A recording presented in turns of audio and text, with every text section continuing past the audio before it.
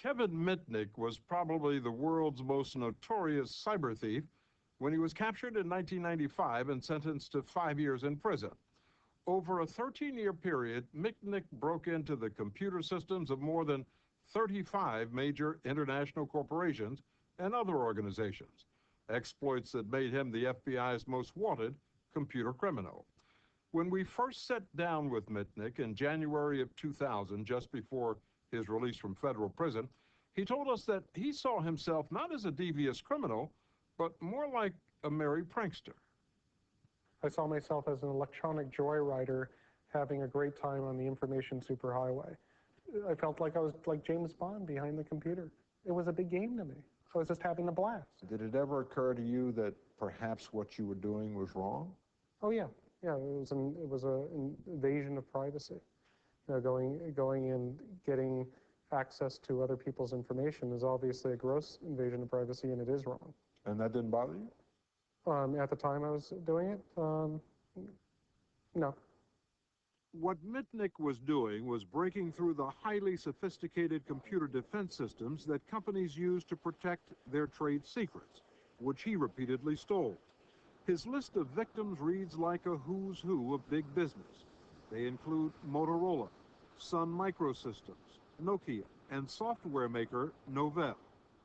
All told, the companies estimate Mitnick cost them $300 million in damages. I believed I caused some damage, but nowhere near that number. I was an accomplished computer trespasser. I don't consider myself a thief. I didn't deprive these companies out of their software. I merely made a copy without doing anything more with it. You stole it. I copied it without permission. Yeah, that's stealing. That's stealing, Kevin. That's stealing. I didn't use it for financial gain, nor did I cause any harm. Beyond his skills as a computer hacker, what also made Kevin Mitnick so effective, according to the FBI, was his phenomenal ability to obtain confidential information from corporations by phoning unsuspecting employees and simply asking them for it. It's known as social engineering. How would you describe social engineering? Well, basically lying on the phone, manipulating or conning information out of people over the telephone. So you were a good con man? Yeah, I was successful. Mitnick was hacking and conning his way into corporate computer systems 10 to 12 hours a day. And while he held down legitimate jobs working with computers, he says hacking was like an addiction, which eventually became the most important thing in his life. At one point, Kevin, you got married, right? Yeah, in 1987. Didn't work? Well, no. I mean, initially it was great. You know, I loved her very much. But you know, what really broke up the marriage was I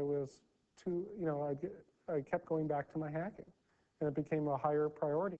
By the age of 25, Kevin Mitnick had been arrested 3 times for computer fraud. In 1989, he spent a year in jail. He was then placed on probation in order to receive counseling. He attended a 12-step program for his apparent addiction to hacking. It didn't work. He continued hacking.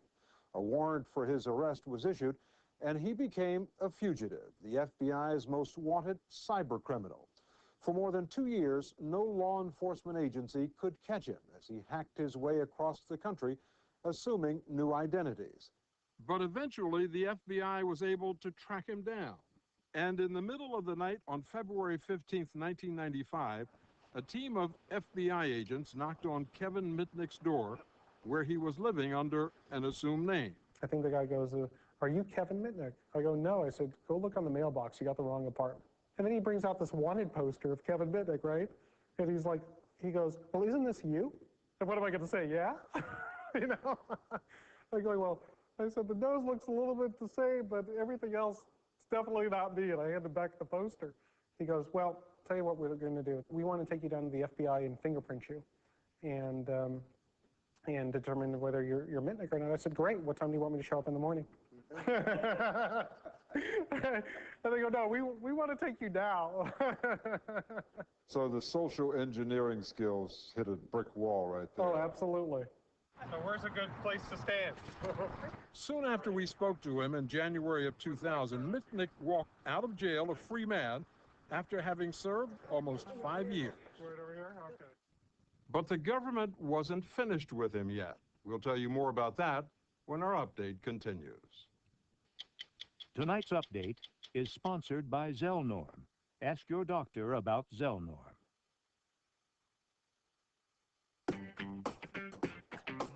Millions of women have tried fiber, even laxatives, but they didn't go far enough to help all their symptoms. If you have recurring abdominal pain or discomfort, bloating, and constipation, you may have IBS with constipation. Fortunately, there's a proven medicine that works at the source of the problem to relieve all three symptoms. Prescription Zelnorm. Unlike fiber and laxatives, only Zelnorm helps coordinate the nerves, muscles, and fluid in your GI tract so it starts functioning more normally, and you can start feeling better. Zelnorm is only indicated for women. You should not take Zelnorm if you have a history of diarrhea, kidney, liver, or gallbladder disease, intestinal blockage, or adhesions. If you get new or worse abdominal pain, blood and stool, bad diarrhea, or diarrhea with cramping, paining, or dizziness, stop taking Zelnorm and tell your doctor. Ask your doctor about getting relief with Zelnorm. Zelnorm, be yourself again. As part of his probation, Kevin Mitnick's access to computers was severely restricted. His career prospects were uncertain. That is, until the federal government came looking for him once again. But this time he had no reason to run because they wanted his help. My name is Kevin Mitnick. I appear before you today. I was released from custody January of 2000. Just a few months later, I was invited to testify before Congress. What you're telling us is that all of our systems are vulnerable, both government and private. Absolutely. And after that, a lot of businesses, I guess from seeing me on C-SPAN, were interested in having me speak about security. And so a new career was born. This is a video Mitnick uses to market himself to potential clients. But as a lot of you probably already know about my past, I was involved in computer hacking. The purpose of my public speaking is to raise awareness to what the security threats are, how the bad guys operate, and what you could do to protect yourself. There's the old adage, it takes a thief to catch a thief. Mitnick maintains he no longer does any illegal hacking, but that hasn't stopped him from playing a hacker on TV. We had Kelvin give someone access to a bogus website. Appearing on an episode of Alias. And in real life, Mitnick freely admits that he's still breaking into other people's computer systems. But these days, he insists it's by invitation only, and it's legal. I'm an ethical hacker today. And what I do is I essentially get paid to hack ethically to find security vulnerabilities in my client's systems and notify them so they can fix them. No longer on probation, Mitnick is not only busy consulting and speaking, he's also written a book on computer security and is working on a second. Kevin Mitnick has grown up. Took a little while, but I finally did.